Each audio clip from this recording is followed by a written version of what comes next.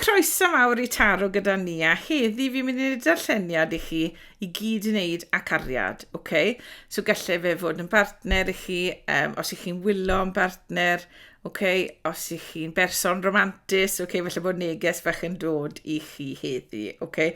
So popeth heddi I wneud â chariad. So fi'n mynd I gael negesion o ysbryd I'ch helpu chi gyra'ch bywyd personol, okay? Heddi fi'n defnyddio'r dec yma ar Lightseers Taro. Maen nhw'n dec lyflu, okay? Mae lluniau lyflu ar rein a fi'n dwlu ar y dec yma. So fi'n mynd I ddefnyddio'r dec I roi neges I chi heddi.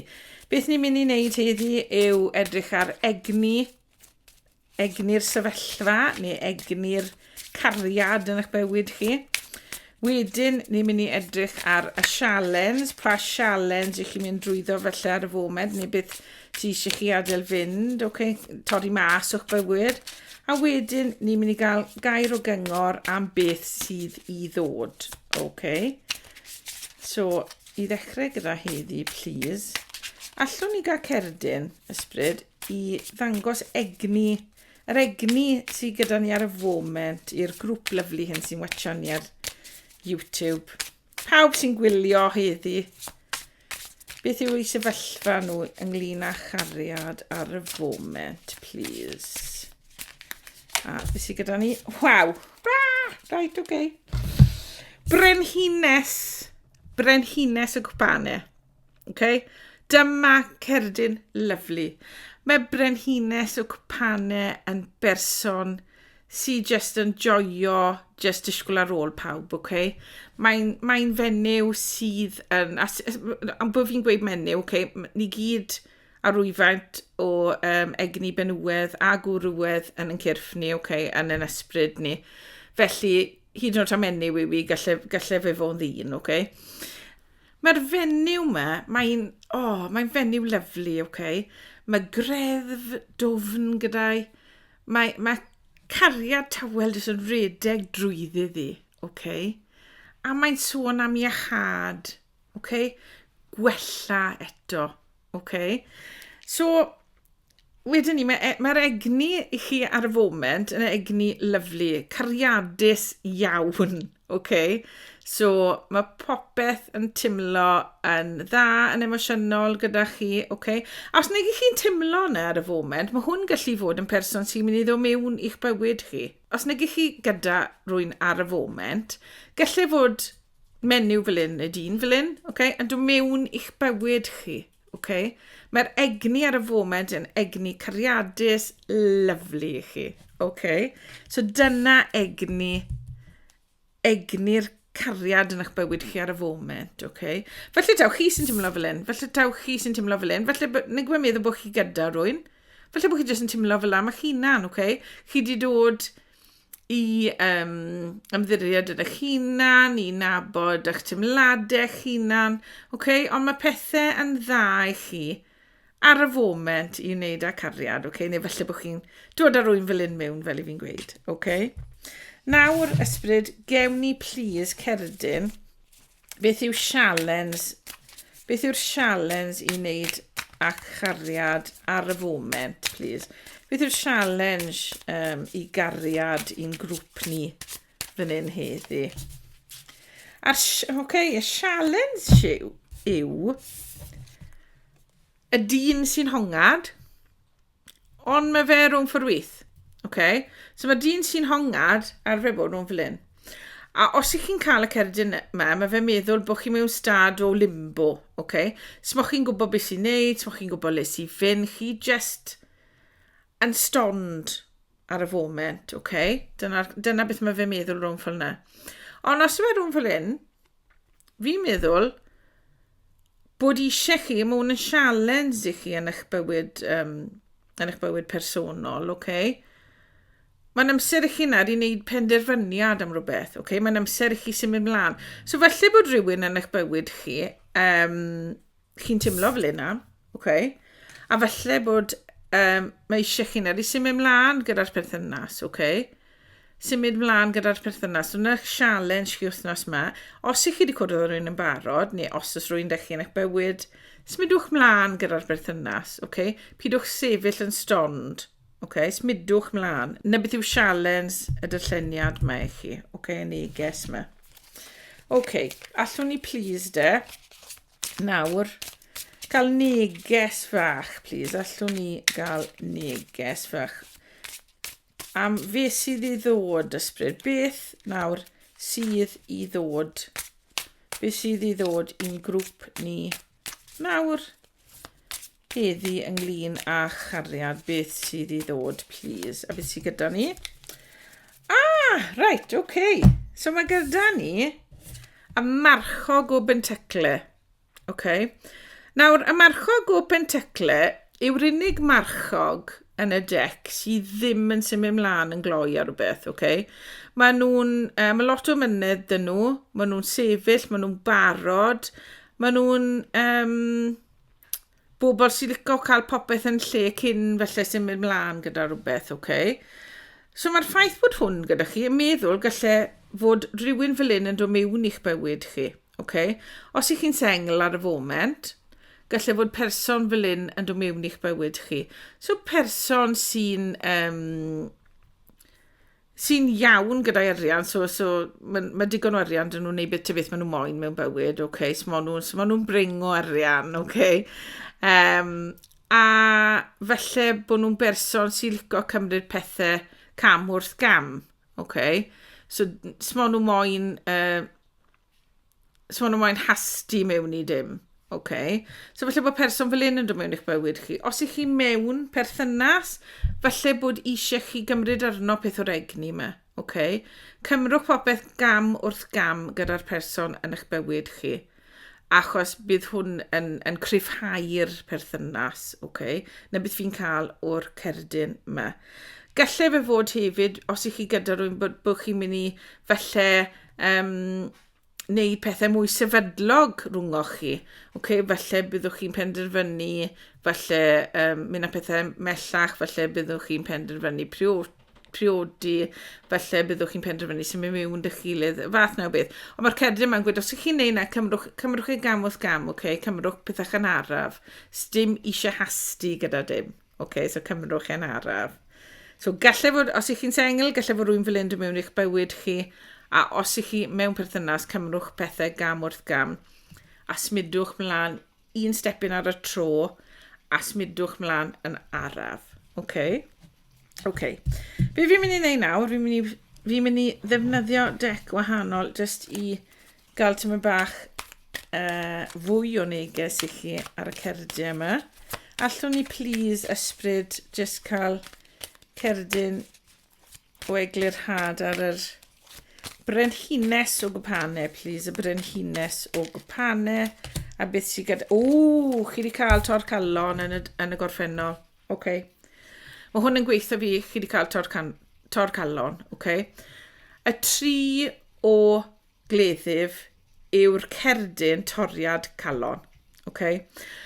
So, bod wedi dod mas yn ail fan hyn gyda hon, mae hwn yn gweithio fi, chi wedi cael tor calon yn y gorffennol, A nawr, bod chi'n stepio mewn i'r egni yma, chi'n tynnu'r cleddyf un mas o'ch calon, Achos chi gallu neud hwn, Mae'r cleddyf yn dod mas, so falle bod rwy'n wedi neu chi dimlo'n ofnadwy am eich hunan yn gorffennol, falle bod rwy'n wedi bod yn gas i chi yn y gorffennol, Ond nawr, chi'n gwella hwnna, Mae hwn yn rhoi mach o neges fel lai fi. Chi'n gwella o dor calon, achos nawr chi'n stepo mewn i'r egni yma o'r person cariadus i chi yn eich calon. Chi'n gwella'ch calon. Dy'r cerdyn yma. Allwn ni please cael eglurhad ar cerdyn y dyn sy'n hongian. Y dyn sy'n hongian, please. Rhwng fforwyth. Allwn ni gael mach o eglurhad am y sialens. Be sy'n gyda ni, yw'r cerdyn priodas. Peder o ffyn. Peder ffon. Y pedwar o ffyn fan hyn, dych chi. Cerdyn y pedwar o ffyn yw'r cerdyn priodas, cerdyn o longyfarch rhywbeth, So mae rhywbeth positif mawr mynd hyn, okay? So'r sialens fan hyn yw, os ych chi moyn hwn, okay? Os ych chi moyn cariad sy'n mynd i fod yn gariad cadarn, y cariad sy'n mynd i fynd â chi mewn i'r dyfodol, okay? Perthynas sy'n symud mlaen. Pidwch bod yn y sefyllfa me ragor sy'n hongian, okay? Smydwch mlaen nawr, achos mae hwn yn sefyll i chi, okay? Mae eisiau chi symud mlaen, so dyma'ch challenge chi nawr yw pidwch hongian yn byth di ragor, felly bod rai chi wedi becso yn byth di felly mynd ar ddet, okay? Mae hwn yn gweithio fi, waw, mae really eisiau chi fynd ar ddet, okay?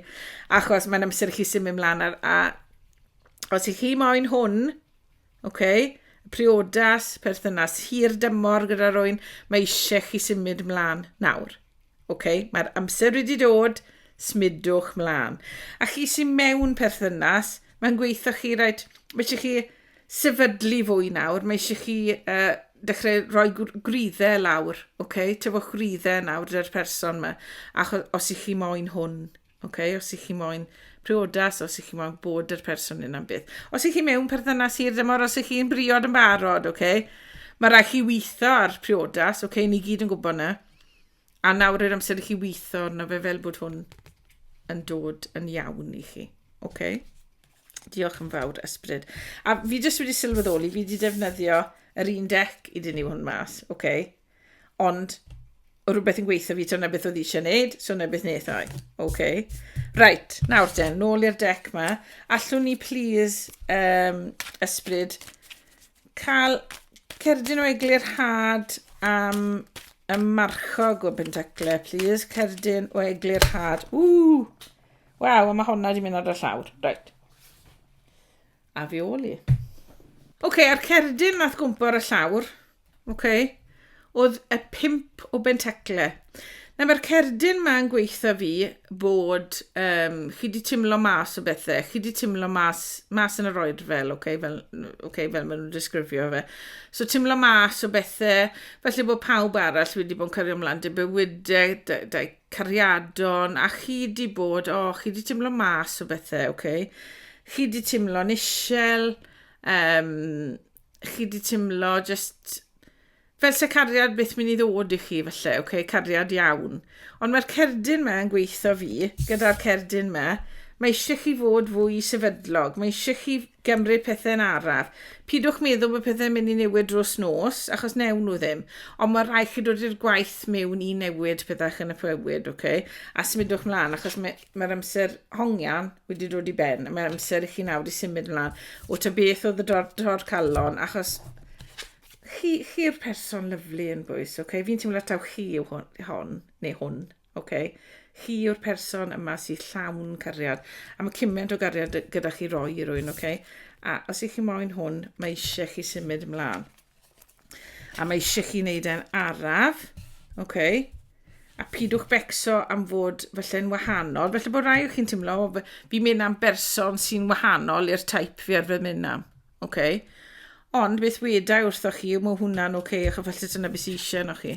Achos mae eisiau rhywun yno chi sy'n symud yn araf, ond sy'n berson sefydlog, okay, sy'n bywyd sefydlog.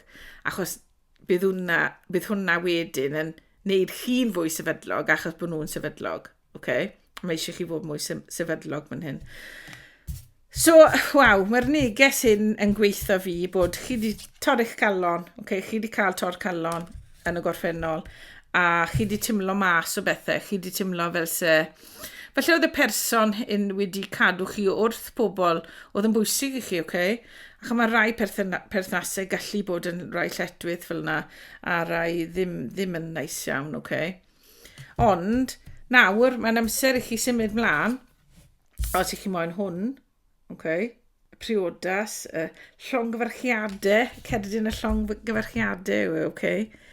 A chi'n berson mor gariadus, a mae'r person me sy'n berson sefydlog, mae digon o arian dyn nhw, maen nhw'n hapus yn ei bywyd, a maen nhw jyst moyn bod gyda person sy'n llawn cariad. So wedyn ni, drychwch mas am y person un os ych chi'n sengl, a os ych chi gyda rwy'n, cofiwch dyma beth sy'n gyda chi, okay? So falle bod chi'n teimlo'r weithiau, falle bod pethau ddim yn gret rhwng o chi. Ond mae'r cariad mewn gryf, okay? A mae'r cariad mewn sefydlog. So, gweithwch trwyddo pethau. Okay, mae gwerth gweithio trwyddo pethau. Dyma beth mae'r neges yn gweithio fi heddi. A os ych chi'n edrych am rwy'n yn eich bywyd, rhywun yn dod. Rhywun yn dod, ond cymrwch pethau'n araf. Pidwch mynd rhy gloed y pethau. Okay, cymrwch pethau gam wrth gam. Okay, fi'n mynd i orffen heddi gyda neges fach o'r angylion i chi. Okay, fi'n mynd i orffen gyda neges wrth i nhw heddi. Gallwn ni gael, please, cerdyn. Just i orffen y darlleniad, please. O, mae honna mynd gros. Waw, okay. A'r cerdyn me, boys, okay? Yw'r cerdyn Dyweddïo, okay? Mae'r fodrwy Dyweddïo wedi dod mas i chi yn y darlleniad me, boys, okay? So fi'n gweithio chi, os ych chi'n edrych am rwy'n ar y foment, okay? Dyma chi, okay? Os ych chi'n edrych am rwy'n ar y foment, mae Dyweddïad yn dod, a nawr mae'r cerdyn me di dod mas, ydw e? A oedd hwnna'n camsyniad gyda fi, achos eithaf fe o'r dec anghywir, okay, anghywir, ond dyna beth oedd ysbryd moyn gweithio chi. Okay? Mae'r priodas yn dod, mae'r Dyweddïad yn dod, okay?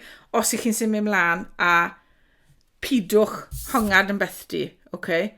Smidwch mlaen, newch penderfyniad a gydewch y tor calon i fynd a gydewch y teimlo'n mas o bethau i fynd, okay? A darllenau beth mae fe'n gweud ar y cerdyn. Fi wedi mynd mor excited nawr bod y cerdyn mae wedi dod mas i chi yn y darlleniad mae, right?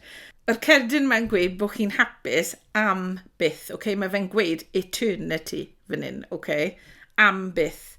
A mae fe'n berthynas, okay? A mae fe'n berthynas sy'n dod â chi, yn lle bod chi'n doi berson, mae fe'n dod â chi mewn i un, okay?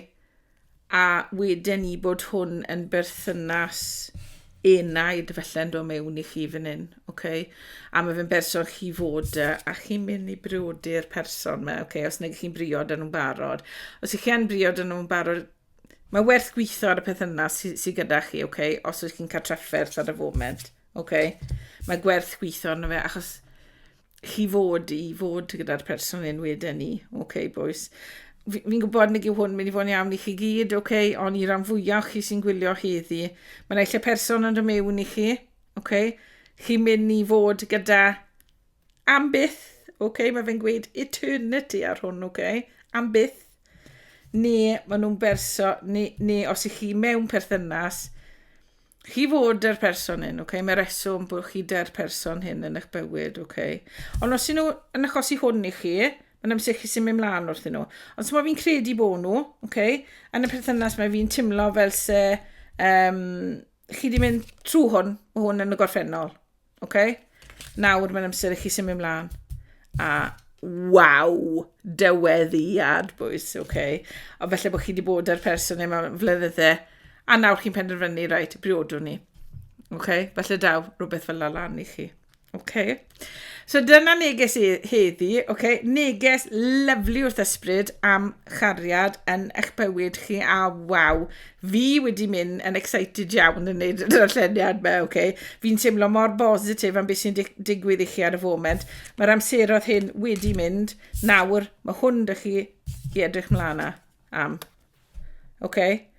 Diolch yn fawr i chi am wylio. Os ych chi wedi joio'r darlleniad, please rhowch bys lan a chofiwch dan ysgrifio, please, i'r sianel, achos mae fe'n helpu fi gallu neud yr darlleniadau yma i chi. Okay? Diolch yn fawr i chi am alw heibio. Gobeithio bod chi wedi joio'r neges wrth ysbryd heddi a welai chi tro nesa. Hwyl am y tro.